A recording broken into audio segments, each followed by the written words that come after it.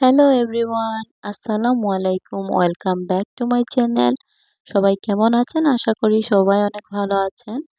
দূরে এবং কাছে যে যেখান থেকে আমার এই ভিডিওটি দেখছেন তাদের সবাইকে জানাই অসংখ্য ধন্যবাদ। এই ২ দিন অসুস্থ থাকার কারণে আপনাদের সাথে ভিডিও আপলোড দিতে পারিনি। তো আজকে ভাবলাম যে আজকে যাই হয়ে যাক না কেন ভিডিও আপলোড দিব। তো আজকের ভিডিওতে কিন্তু অনেক কিছুই থাকবে। আপনারা স্কিপ করবেন না। আ আজকের ভিডিওতে থাকছে যে আমার বাবার বাড়ি থেকে ইফতার কি আসলো, কে আসলেন, ইফতারের আয়োজনে কি করলাম সবকিছু আজকের ভিডিওতে থাকবে। আপনারা সাথেই থাকবেন, কোত্থাও যাবেন না।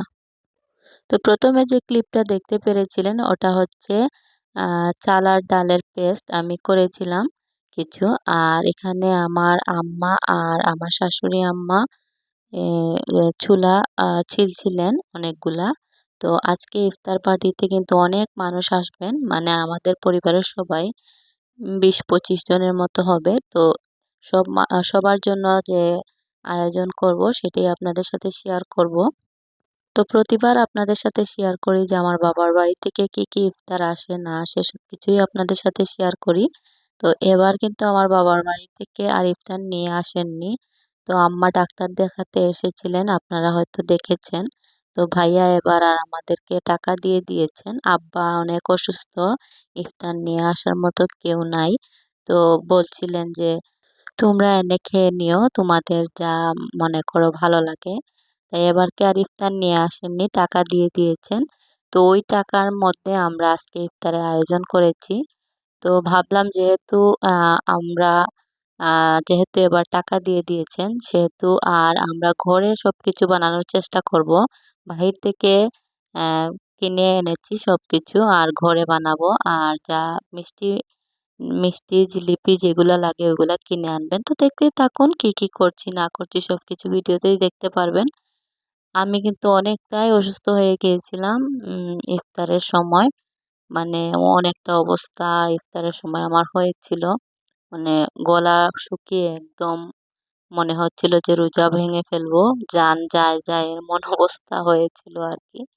তো যাই হোক আল্লাহ মনে করেন সুস্থ রেখেছেন, এখনো আছি। তো এখানে আপনারা দেখতে পাচ্ছেন আমি অনেকগুলা কাটা বাছার ভিডিও আজকে আপলোড দিয়েছি। তো এখানে কিন্তু অনেক কাটা বাছা করেছি, যা কিন্তু আমি অফ ক্যামেরায় অনেক কিছুই করেছি আপনাদের সাথে। যতটুকু পেরেছি ততটুকুই শেয়ার করেছি। এগুলা শেয়ার করার একমাত্র কারণ হলো যাতে ভবিষ্যতে কোনো এক সময় আমি আম দেখতে পারি যে এই মেমোরিগুলো আর আপনাদের সাথেও শেয়ার করলাম। আর এখানে ৪ বক্সের মতো ছোলা মনে করেন বিছিয়েছি। আমি আগের দিন ছোলা ও মটর এগুলো একসাথে সেদ্ধ দিয়ে রেখেছিলাম। তো এখানে ৪ বক্স বের করেছি। আর এখানে অনেকগুলো চাল আর ডালের পেস্ট। তো ওইগুলাকে ফ্রিজে আর রাখবো না, আগে করব। তারপরে যেগুলা থাকে ওগুলা ফ্রিজে রাখবো। আর এখানে শসা, গাজর ওইগুলাকে ছিলে মনে করেন ভাগে পিস করে কেটে রেখে দিব যাতে ইফতারের সময় আর ঝামেলা না লাগে। সবকিছুই সুন্দর মতো আগেভাগে সবকিছু কাটা বাছা করে গুছিয়ে রেখেছিলাম। বাট একদম শেষ টাইমে যখন ইফতার নেওয়ার টাইম তখনই আমার শরীরটা একদম মনে করেন খারাপ হয়ে যায়। আমাকে ডক্টর ওষুধ দিয়েছিলেন। আপনারা যারা আগের ভিডিওতে দেখেছিলেন তারা হয়তো দেখেছেন আমি ডক্টরের কাছে গিয়েছিলাম। তখন ডক্টর আমাকে একটা ওষুধ দিয়েছিলেন যেটা খেলে গলা শুকিয়ে যায়। তো ওইটা কিন্তু সকালকে খাওয়ার জন্য দিয়েছিলেন। তো রমজান মাসে কিন্তু সকালে ওষুধটা খেতে হয় ইফতারের পর। আর আমি ওইটা খেয়েছিলাম সেহরির পর। যার কারণে আমার গলা শুকিয়ে একদম কাঠ হয়ে গিয়েছিল। সারাদিন ভালোই ছিল অবস্থা কিন্তু একদম শেষ মুহূর্তে আমার গলা একদম শুকিয়ে গিয়েছিল। আমি আমার জানার আব্বুকে বলছিলাম, "আমার তো গলা শুকিয়ে যাচ্ছে। আমার ইচ্ছে করছে পানি খাবো।" তো উনি বলছিলেন, "মাত্র ১ ঘন্টা আছে। তুমি এখন পানি খেয়ে মানে পানি খেয়ে যাবে? তো তুমি হাত-মুখ ধোও, নামাজ পড়ো তাহলে দেখবে তোমার একটু ভালো লাগবে।" তো যেই কথা সেই কাজ, হাত-মুখ ধুলাম, নামাজ পড়লাম আসরের। তো ওই সময় দেখা যায় যে একটু শরীর ভালো লাগছিল। বাট মানে বেশি কথা বললেই গলা শুকিয়ে যাচ্ছিল। মানে ২-৩ টা কথা বলতেই পারছিলাম না, এমন একটা অবস্থা। আর আপনারা তো জানেনই একটু অসুস্থ ফিল করলে আমি একটু বেশি টেনশন করি। তো এটাই আরেকটা সমস্যা। তো যাই হোক সবাই থাকায় হাতে সবাই একসাথে মনে করেন ইফতার নেওয়ার টাইম তো ওই সময় মনে করেন যে সবাই হাতে হাতে নেওয়া হয়ে গিয়েছিল, যার জন্য আর ঝামেলা হয় নাই। আর আমি অসুস্থ হয়ে গিয়েছিলাম। যারা যারা ফ্যামিলির আমার ভিডিওটা দেখছেন তাদেরকে অসংখ্য ধন্যবাদ হেল্প করার জন্য। বিশেষ করে যারা আব্বু ওইদিন অতিরিক্ত মনে করেন ইয়ে করেছিলেন, হেল্প করেছিলেন আমার হাজবেন্ড, মানে মিষ্টি মিঠাই এগুলা নিতে অনেক হেল্প করেছেন। আর আমার ননাস, আমার যা, ওনারাও হেল্প করেছেন। আর মানে কি বলবো, এমন এক সময় একদম লাস্ট টাইমে আমি অসুস্থ হয়ে গিয়েছিলাম। তো যাই হোক, এই কথা আর বলার দরকার নেই। এখন কাজের কথায় চলে আসি। এখানে দেখতেই পেরেছেন আমি অনেকগুলো শসা, গাজর, লেবু এগুলা কেটে একটা বড় মানে আহ কি বলে এটাকে ডিসপ্লেটের মধ্যে রেখে দিয়েছি। তো এই ডিসপ্লেটা কিন্তু অনেক উপকারী। আমি কিনে এনেছিলাম প্রায় ২-৩ বছর আগে। এটা অনেক কাজে লাগে। বেশি বেশি জিনিস কাটা বাচার হলে এটার মধ্যে আমি রেখে দেই। আর এখানে অনেকগুলো কাঁচামরিচ আর ধনেপাতা নিয়েছি, এগুলোকে কাটতে হবে। তো আমি কিন্তু প্ল্যানিং করেই সবকিছু করছিলাম। আগের দিন রাতে আমি পেঁয়াজ, আদা, আদা না, পেঁয়াজ ওগুলা কেটে রেখেছিলাম। আর সকালে ঘুম থেকে উঠে আদা, রসুন এগুলা আমি মানে মেশিনে গ্রেট করে রেখেছি। আর ধনেপাতা, কাঁচামরিচ এগুলা কিন্তু দেখা যায় যখন মনে করেন যে লাগে কাজে, তখন কিন্তু বের করে ধুয়ে কেটে নেওয়াটা অনেকটা ঝামেলার মনে হয়। তাই এই ঝামেলার কাজগুলোই আমি আগে আগে করে নিচ্ছি, যাতে পরবর্তীতে এই মানে সিম্পল কাজের জন্য টেনশন করতে না হয়। আর এখানে আমি অনেকগুলো কাঁচামরিচ গোল গোল শেপে কেটে নিচ্ছি, কারণ যেহেতু কাঁচা ছোলা মনে করেন যে ভর্তা করা হবে, অনেক মানুষ আসবেন, তাই মনে করেন যে বেশি গোল গোল করে শেপ করে কাটছি। আর বুট ভুনা করবো, যার জন্য লাগবে। আর এখানে বুট ভুনার জন্য আমার আলু সেদ্ধ হয়েও গেছে। তো এগুলাকে আমি হাত দিয়ে চেপে চেপে ভেঙে নিয়ে রাখছিলাম। তো একটা পর আরেকটা কাজ আর কি শেষ করছিলাম। আর অন্যদিকে আমার আম্মাও আমাকে হেল্প করছিলেন অ কাটা বাছার কিছু কাজে। তো ফলমূলগুলো আমি একদম ২-৩ ঘন্টা আগে আম্মাকে বলছি কাটার জন্য। তো এইবার ১ম আমার আম্মা আমাদের বাসায় এসে মনে করেন রমজান মাসে এসেছেন। আর দেখা যায় যে পরিবারের সাথে মানে ইফতার, সেহরি এগুলা আর করা হয় না। বিয়ের পর দেখা যায় বাপের বাড়ি কারো সাথে ইফতার করা যায় না। আর এই একটা মোমেন্ট থাকে, মানে এই একটা দিন থাকে। ওই দিন মনে করেন বাবার বাড়ি যেকোনো একজনের সাথে ইফতার করা হয়। তো এই ইফতারের উছিলায় ওনারা কেউ না কেউ আসেন। বাট আম্মা কোনোদিন আসেন নাই। তো আমার আম্মা আর আমার ভাইপো এসেছিলেন। ওনারা ডক্টর দেখাতে এসেছিলেন। আর ওই সময় আর কি ইফতারের টাকাটাও দিয়েছেন। তো ভাবলাম যে আম্মা থাকতে থাকতে ইফতারের আয়োজনটা করে ফেলি। তো এখানে আমি বড় একটা বোলের মধ্যে পেঁয়াজুর ডো মিক্স করে রেখে দিয়েছি, যাতে আর ভাজার সময় আর ঝামেলা না হয়। আর এখানে আমি প্রায় ৪ হালির মতো ডিম নিয়েছি সেদ্ধ করার জন্য। আর এখানে আমি বসিয়ে দিয়েছি বুট ভুনা। তো বুট ভুনা আগেভাগে করে রাখলে কি হয়, মনে করেন যে আর ঝামেলা হয় না। আর ইয়ের ইফতারের আগ মুহূর্তে মনে করেন যে একটু গরম করে নিলেই হবে। তো ওই টাইমে ইফতারের আগ টাইমে আবার এগুলা করতে গেলে অনেক ঝামেলা হবে। তাই আগে ভাগে আমি এগুলো করে রাখছিলাম, যাতে ইফতারের আগে জাস্ট হালকা গরম করে নিলেই হবে। তো এখানে কিন্তু এই কড়াইটা কিন্তু অনেক বড় সাইজের, বাট এখানে বোঝা যাচ্ছে না হয়তো ক্যামেরার মধ্যে। আসলে অনেক মানে বড় সাইজের। এখানে প্রায় ২ কেজির মতো আমি বুট ভুনা করেছি। তো নাড়তে একটু কষ্ট হয়েছিল, বাট সবাই আসার আনন্দে এসব কষ্ট আর কষ্ট লাগছিল না। আসলে এই একটা মোমেন্ট, এই একটা দিনের উছিলায় মনে করেন সবাই আসেন। যারা যারা আমার আগের ভিডিও দেখেননি তারা দেখে আসবেন। গতবারও আমার বাবার বাড়ি থেকে ইফতার এসেছিল, ওই ভিডিওটাও আমি আপলোড দিয়েছি। মানে আসলে বাবার বাড়ি থেকে ইফতার আসাটা অনেকের কাছে মানে ছোট করে দেখেন অনেকে। তো আমি এটাকে অন্যভাবে দেখি। মনে করেন আমার যদি ভাইয়ের তৌফিক থাকে তাহলে দিবেন। আর যদি তৌফিক না থাকে তাহলে ইফতারি দেওয়ার কোনো মানে হয় না। তো এটা কোনো জোর জবরদস্তি না, আমার হাজবেন্ডের ফ্যামিলি থেকেও কোনো চাপ দেওয়া হয় না যে ইফতারি দিতেই হবে, খাওয়াতেই হবে। বাট এটা আমার ভাইয়া দিয়ে থাকেন সব সময় আমার বাবার বাড়ি থেকে। তো এইটা হচ্ছে বোনের প্রতি ভাইয়ের যে একটা ভালোবাসা, একটা টান, ওইটারই বহিঃপ্রকাশ। তার মানে যে এইভাবে ইফতার দিলেই যে টান আর ভালোবাসা দেখানো হয় এমনটা না। ভালোবাসা আর টান দেখাতে হলে যে ইফতারি দিতে হবে, আর না হলে ভালোবাসার টান থাকবে না, এটা কোনো কথা না। আমার এত বিস্তারিতভাবে ভেঙে বলার কারণ হচ্ছে আমার অনেক ভিউয়ার্স আছেন যারা এগুলা পছন্দ করেন না, ইফতারি দেওয়া নেওয়া এগুলা পছন্দ করেন না, তাদের উদ্দেশ্যেই আসলে জাস্ট এটা হচ্ছে একটা মনে করেন যে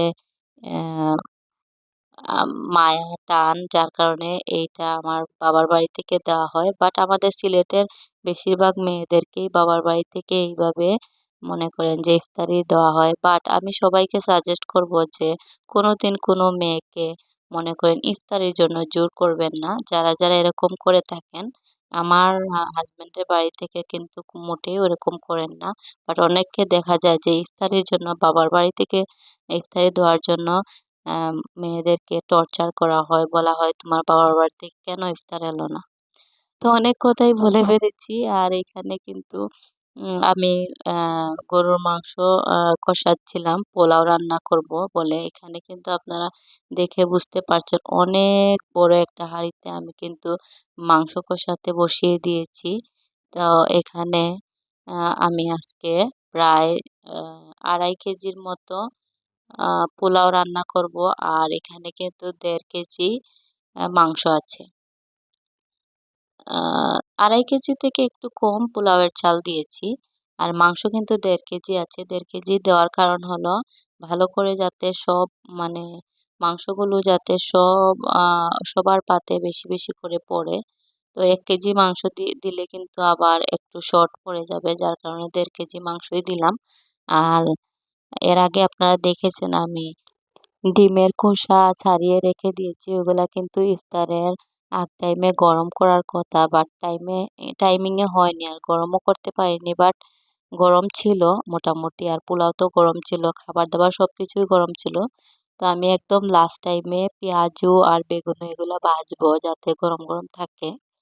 তো এখানে আমি 1 প্যাকেট বিরিয়ানির মশলা থেকে আহ একটু বিরিয়ানির মশলা দিব, মনে করেন 4 ভাগের 1 ভাগ বিরিয়ানি মশলা এখানে ঢেলেছি আমি।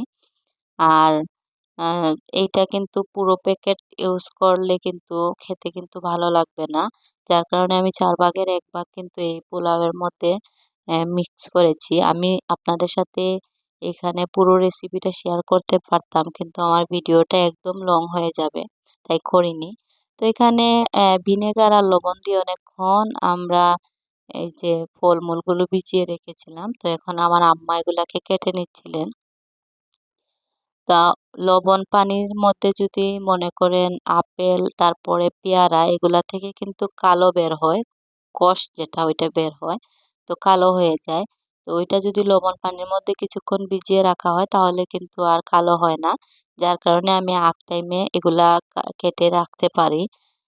আর অনেকে দেখা যায় যে কালো হওয়ার ভয়ে আগে কাটেন না, তো আমি এইভাবে রাখি। আর এখানে কিছু বেগুনি লবণ মরিচ দিয়ে আমি ইয়ে করেছি, হলুদ দিয়ে মেখে রেখে দিয়েছি যাতে কালো না হয়।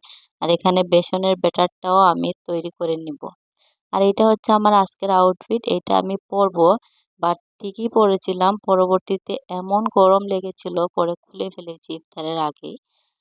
আর এখানে একটা বড় পাতিলের মধ্যে আমি ট্যাং গুলে রেখেছি, যেহেতু অনেক মানুষ আসবেন তাই বড় পাতিলের মধ্যেই ট্যাং বানিয়েছি। আর এই তো গরম গরম পোলাও রান্না হয়ে গেল। তো এত বড় হাঁড়ি পোলাও রান্না কিভাবে যে করব আমার টেনশনে ভালো লাগছিল না।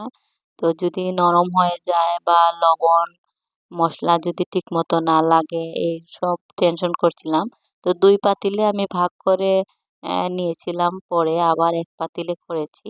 তো যাই হোক ভালোই হয়েছে, সবাই বলেছেন মজা হয়েছে। আর এখানে 2 দিকে 2 চুলায় বেগুনি আর পেঁয়াজু করে নিচ্ছিলাম। আর এখানে আমার আম্মাও হেল্প করেছেন, লাস্টের দিকে আমার বড় যাও এসে হেল্প করেছেন। ধন্যবাদ ভাবিকে এসে হেল্প করার জন্য। অনেক কিছুই উনি হেল্প করেছেন। আর এখানে পেঁয়াজু আর বেগুনি এগুলা আমি ঢাকনা দিয়ে ঢেকে রেখে দিয়েছিলাম যাতে গরম থাকে। আর এগুলা হচ্ছে মিষ্টি মিঠাই যারা আপু আসার সময় দোকান থেকে নিয়ে এসেছেন। তো এগুলা আনার বাকি ছিল। সবকিছুই মোটামুটি আনা হয়েছে বাট মিষ্টি মিঠাইগুলো লাস্টে এনেছেন। আর এখানে সব কাটা বাছার কাজ শেষ। তো এগুলাকে একটু শর্টলি আমি আপনাদেরকে দেখাচ্ছি। আমি যেহেতু অসুস্থ হয়ে গেছিলাম ছোট ছোট ক্লিপ আপনাদের সাথে শেয়ার করেছি। বাচ্চাদেরকে এক জায়গায় করাই যাচ্ছিল না, ওদেরকে ভিডিও শুট করতে পারিনি।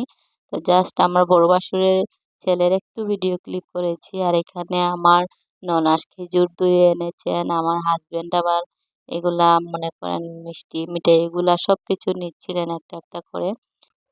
তো এখানে যারা আব্বু কিন্তু অনেক হেল্প করেছিলেন, মানে প্রতিটা গ্লাসে গ্লাসে উনি শরবত ঢালছিলেন।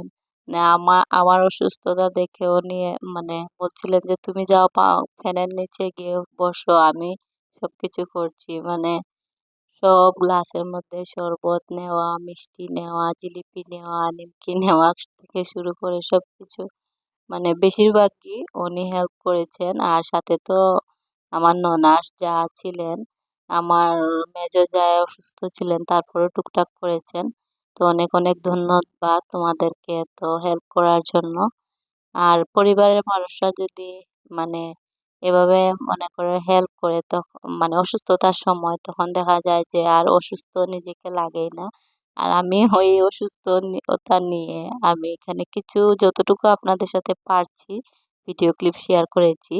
আরো সুন্দর করে করার ইচ্ছা ছিল বাট আমার কিন্তু একদমই ভালো লাগছিল না। তারপরেও ভাবলাম এই মোমেন্টগুলো তো আর পাবো না, ভিডিওগুলো করে রাখি। আর এখানে প্রথমে আমার হাজবেন্ড ইয়ে নিয়েছিলেন, পোলাও নিয়েছিলেন প্লেটে। তারপর বলেন আমার আর ভাল লাগছে না, তখন আমার ননাস কিন্তু প্লেটের মধ্যে পোলাও নিচ্ছিলেন একজন একজন করে।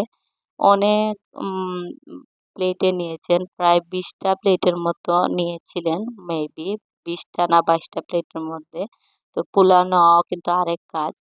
তো ওই টেবিলের মধ্যে কিন্তু যারা মানে ফ্যামিলির ছেলেরা তারা বসবে, মানে বড় ছোট যারা আছেন সবাই বসবেন। আর মেয়েদের বলতে আমরা যারা মহিলা আছি সবাই আম্মার রুমে গিয়ে ইফতার করবো। আর এখানে সবকিছু নেওয়া শেষ বাট একটা জিনিস রয়ে গিয়েছিল, সেটা হলো ডিম।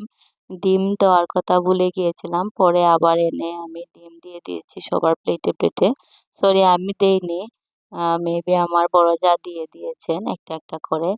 তো এখানে কিন্তু সুন্দর করে সবকিছু সাজানো কমপ্লিট। আর আপনাদের কাছে কেমন লাগছে অবশ্যই কমেন্ট বক্সে জানাবেন। আর এখানে কিন্তু আমরা নিচে একটা কার্পেট বিছিয়ে ওটার উপরে বিছানা চাদর আম্মা বিছিয়ে দিয়ে দিয়েছিলেন। ওইখানের মধ্যে কিন্তু ইফতার নেওয়া হয়েছে সবার জন্য। আর কিছু বিছানা মানে বেডের উপরে রাখা হয়েছে এই যে কিছু ইফতার। তো এই হলো আমাদের আজকের ইফতার আয়োজন। এখানে ডিমটাও দেওয়া হয়ে গিয়েছে। আর প্লেটের মধ্যে আমি দেখিয়ে নিলাম আপনাদেরকে কেমন হয়েছে পোলাওগুলো। পোলাও কিন্তু অনেক মজা হয়েছে সবাই বলছিলেন, বাট আমি কিন্তু অতিরিক্তই টেনশন করছিলাম। তো এই হচ্ছে আমাদের আজকের ইফতারের আয়োজন। আর এখানে ইফতারের আগ টাইমে প্রত্যেকটা ফ্ল্যাটে ফ্ল্যাটে দিয়ে পাঠাচ্ছিলাম। আর এখানে দেখুন ওরা বসে ইফতারের জন্য ওয়েট করছিল আজানের জন্য। তো ইফতার করার পর সবাইকে দই এনেছিলেন যারা রাব্বু মিষ্টি মিঠাইয়ের সাথে। তো দইগুলা সবাইকে দিচ্ছিলাম। পরবর্তীতে দেখা যাবে যে দই আর ভুলে গেলে আর কেউ খাবেন না। তাই মনে থাকতে থাকতে আমি দইগুলা আগে সবাইকে দিয়ে দিয়েছি যাতে সবাই খেতে পারেন। তো ছোট ছোট ভিডিও ক্লিপ শেয়ার করেছি ভয়েস মেক করতে গিয়ে, আমারও মানে কোনটার সাথে কোনটার ভয়েস দিচ্ছিলাম আমি নিজেই জানি না। তো আপনারা একটু অ্যাডজাস্ট করে দেখে নিবেন। এই ভিডিওটা ছিল 2 দিন আগে, বাট আজকে আমি আপনাদের সাথে শেয়ার করেছি। যেহেতু অসুস্থ ছিলাম সেহেতু আর একটু চাপ নেইনি, ভাবলাম যে ভিডিওটা একটু মানে আস্তে আস্তেই শেয়ার করব। তো যারা যারা আমার পুরোনো ভিউয়ার্স আছেন তারা বুঝতেই পারবেন, আর নতুন যারা ভিউয়ার্স আছেন তাদেরকে বলবো প্লিজ একটা লাইক দিয়ে আমার ভিডিওটা এন্ড করবেন। আর এখানে চা বসিয়েছি, গরম গরম বাকরখানির সাথে চা খাওয়া হবে। তো বাকরখানিগুলো কিন্তু দেখা গেছে ইফতারের সময় টেবিলে দিয়েছি, বাট ওই সময় কিন্তু খাওয়া হয় না, চায়ের সাথেই বাহরখানি খাওয়া হয়। তো এখানে কিন্তু দেখেন আমি ২ টা বাহরখানি একসাথে গরম করছি। তো এই টেকনিকটা কিন্তু আমি আপনাদের সাথে একদিন শেয়ার করব কিভাবে আমি এভাবে ২ টা বাহরখানি একসাথে মনে করেন গরম করি। যারা জানেন তো আর জানেন। আর যারা জানেন না তাদেরকে বলব যে কিভাবে মনে করেন এটা আমি গরম করে থাকি। আর এই তো সবার জন্য চা, বিস্কিট নিলাম। দেখা গেছে কি সবাই একসাথে মিলে যখন খাওয়া হয়, চা বলেন আর যেকোনো খাবারই বলেন, তখন ওই খাবারটা কিন্তু খেতে এত ভালো লাগে। তো যাই হোক চা-টা খেয়ে সবাই চলে গিয়েছিলেন। তো কেউ আর থাকেননি। আর সবাই ঘর থেকে চলে যাওয়ার পরে এমনিতেই মন খারাপ হয়ে গেছিল, ভালো লাগছিল না। আর এখানে হচ্ছে সব বাসনপত্র ধোয়া হয়ে গেছে। তো ধোয়াধুয়ির কাজ শেষ, ঘরটাও গুছানো শেষ। এখন আর কোনো কাজ নেই। জাস্ট সেহরি রান্না করব। আর এখানে অ্যা গত ভিডিওতে আপনারা দেখেছিলেন আম্মাকে নিয়ে ডক্টরের কাছে গিয়েছিলাম। তখন আসার সময় আম্মা জারার জন্য ঈদের কাপড় কিনে দিয়েছেন আমার আম্মা। তো ভাবলেন যে উনি বলছিলেন যে, "আমার নাতিনের জন্য প্রতিবার ঈদের কাপড় দিই, তোমাদের ভালো লাগে না, হয়তোবা বড় হয়ে যায়। তো তোমরা পছন্দ করে কিনে নাও।" তো এই তো আম্মা যারাকে কাপড় দিয়েছেন, আমাকেও মনে করেন দিয়েছেন, আর যারার আব্বুকেও। তো দেখিয়ে দিলাম আপনাদের কি, কি দিয়েছেন। তো যারার ড্রেসগুলো কিন্তু খুবই সুন্দর। তো এই ড্রেস এদের মধ্যে একটা ড্রেস কিন্তু যারা ইফতারের সময় পড়েছিল। আর এই ড্রেসগুলা কিন্তু খুবই মানে আরামদায়ক। তো যারা খুব হ্যাপি ওর নানু ওকে গিফট করেছেন ঈদের জন্য। তো এখানে একটা প্যান্টও আছে, ছোট্ট একটা প্যান্ট। তো গরমের সময় কিন্তু এগুলা ভালোই লাগে। এখনো কিন্তু যারা ঈদের কাপড় কিনা হয়নি বাট ওর নানা বাড়ির তরফ থেকে ও কাপড় পেয়ে গেছে। তো এই হলো যারার জন্য আ ওর নানা বাড়ির পক্ষ থেকে ঈদের কাপড়। আর আমাদের জন্য মোটামুটি বলতে আম্মা বলছিলেন, "তুই কি কিনবি?" আমার তো মনে করেন যে মানে কাপড় এখনো কিনা হয়নি। তো ভাবলাম জুতা একটা নিয়ে নেই। তো এখানে জুতা একটা কিনেছি। তো জুতাটা খুবই সুন্দর ছিল, ঘরে পরার জন্য আরামদায়কও। আর আম্মাও একটা নিয়েছেন, আমাকে একটা কিনে দিয়েছেন জুতা। তো ডাক্তার থেকে আসার সময় যতটুকু সময় পেয়েছি আরকি ইফতারের টাইমিংও হয়ে গিয়েছিল। আর এখানে জারার আব্বুর জন্য একটা লুঙ্গি কিনেছেন। জারার আব্বুর আবার সবকিছু পছন্দ হয় না। তো লুঙ্গিটার কালার কিন্তু খুবই সুন্দর ছিল। তো এই লুঙ্গিটা জারার আব্বুকে কিনে দিয়েছেন। আর বলছিলেন যে, "আর কিছু কিনবেন নাকি?" আমি বললাম যে, "না, ওনার যেটা ভালো লাগে উনি কিনে নেবেন। তুমি টাকা দিয়ে দিও।" তো এখানে লুঙ্গিটা খুবই সুন্দর ছিল। আমার কাছে ভালো লেগেছে। আমি বারবার লুঙ্গি, লুঙ্গি বলছি। আসলে এটার সঠিক উচ্চারণ হচ্ছে লুঙ্গি। আমরা সিলেটি ভাষায় লুঙ্গি বলে থাকি। তো এই হচ্ছে আমার আর জারার আব্বুর ঈদের গিফট। তো এগুলা আপলোড দেওয়ার একমাত্রই কারণ হচ্ছে মেমোরি হিসেবে থেকে যাবে যাতে আমরা সবসময় দেখতে পারি এটাই, আর কিছুই না। তো আজকের ভিডিওটা আপনাদের কাছে কেমন লেগেছে? যদি ভালো লাগে অবশ্যই একটা লাইক করবেন, কমেন্ট করবেন এবং শেয়ার করবেন। তো আজকের মতো এখানেই বিদায় নিয়ে নিচ্ছি। দেখা হবে আগামী কোনো ভিডিওতে। সেই পর্যন্ত সবাই ভালো থাকবেন, সুস্থ থাকবেন। আসসালামু আলাইকুম।